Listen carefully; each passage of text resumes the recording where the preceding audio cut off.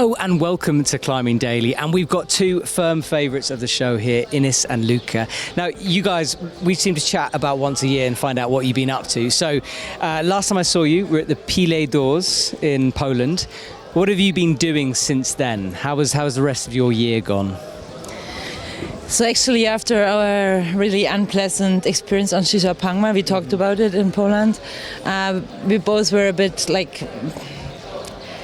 I wouldn't say we had a leak of motivation for big mountains, but we were just too scared and too worried, and it was just the right thing to focus on rock climbing. So we opened a new route in the Alps at our home place in Bavaria, and it kept us busy the whole summer. Finally, we sent the route in a style we like, so a bit spicy. And yeah, when we climbed during the summer on rock, we noticed that this kind of, psyche and spirit to climb again on ice, on snowy mountains. The bigger ranges came back. It was not a surprise, honestly.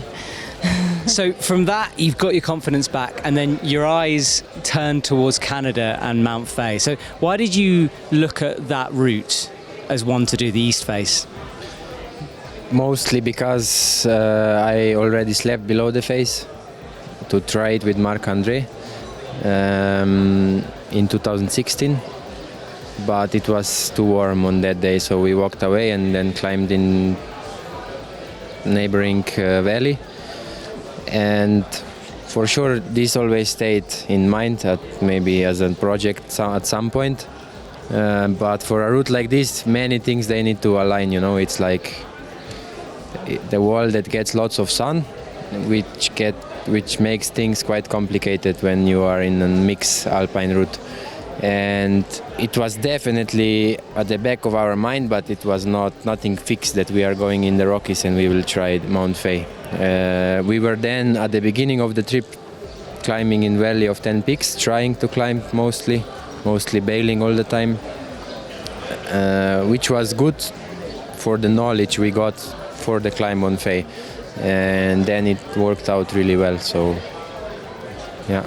And tell me a bit about the difficulties and challenges of that route, because as you mentioned, it's a mixed route, the conditions are difficult. So grade-wise, what kind of numbers are we talking about? Yeah, so we knew that the actual difficulty won't hopefully not be the problem, but the conditions, and we were waiting for a few days to clear up and that the mountain would get in safe conditions also. And by the time we were waiting, all of a sudden Brad Harrington showed up, our friend in Kenmore, and since he was the partner of our late friend Marc-André, it was kind of natural that we would climb that route together. And so we hiked in with sledges, carried all the gear, and when we were below the face, still at the last daylight, we were like, wow, this is really big. It is a big face, and for some reason it was still unclimbed all the way to the top. We also talked to Barry Blanchard before. We celebrated his 60th birthday. He did the actual first ascent of the face, but they kind of skipped the head wall back in the days. So that was an open project. People talked about it, no one tried it, and so we just started climbing early in the morning to avoid the sun would melt the snow and make the conditions tricky. So we started, I'd say, 3 o'clock in the morning. And the route itself, how did that go? Was it harder than you thought it would be, or did it go fairly easily? I would say it was more or less in the difficulty that we expected. For sure, the big surprise was the pitch over the roof.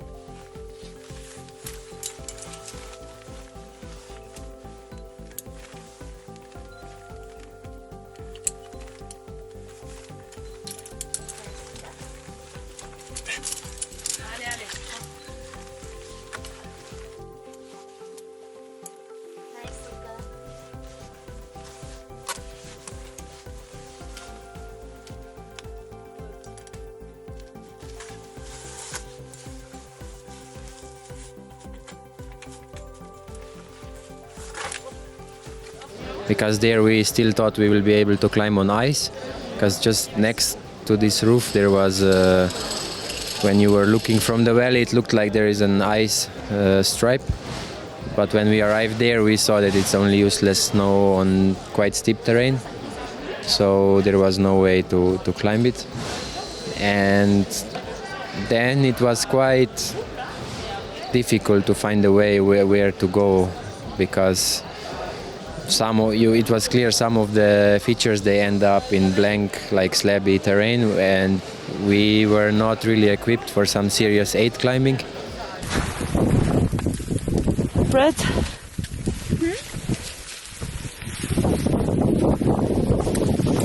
What was that?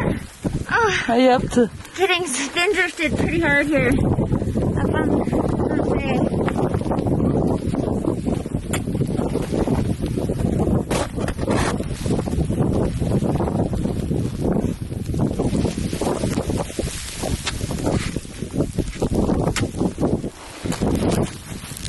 So we knew, okay, it needs to be kind of a crux system or whatever to be able to climb up, and it worked out perfectly. It's really rare that you get such an athletic climbing on such a so high up on the mountain. So this pitch makes the route for sure really special. Now, we've mentioned Brett, we've mentioned Mark. He died before he could finish the route that he wanted to do with you originally. How emotional was it finishing that climb and knowing that a part of you had sort of done it for him a little bit?